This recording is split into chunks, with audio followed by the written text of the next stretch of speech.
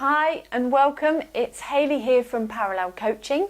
Today I'm going to talk to you about overloading your muscles whilst you're training.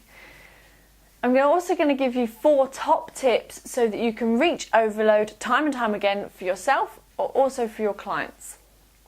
Overload is a massively important area and quite often overlooked by clients because they generally don't understand the importance of it.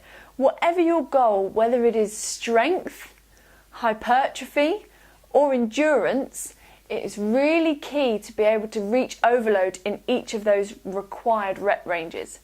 So to start off with on these 4 top tips, the first one is frequency.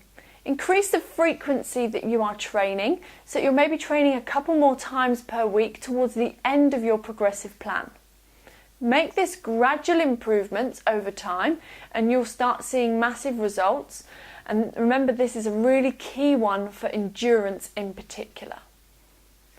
Moving on to intensity, this is your second tip. For intensity, this is the key one. This is the big one that most people will change as a fundamental for increasing overload. All this means is you just need to take your weight up every time you reach your required rep range on every time that you train.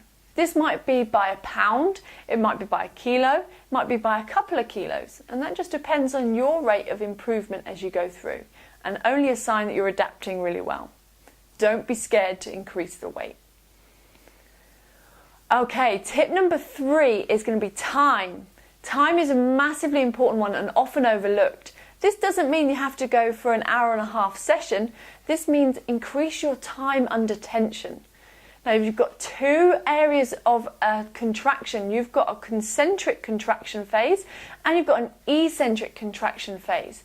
Now as you're working in those phases, it's really important to consider the variable of time. Slow down your reps. As soon as you slow down those contraction phases, you are instantly adding a greater challenge, and at that point your muscles are more likely to receive overload at a different variable.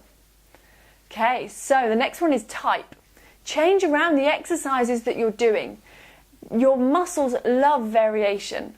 So at this point, choose different types of exercises that maybe target the same muscles, but also try different training approaches and systems as well, so that you're able to challenge and add variety to your session.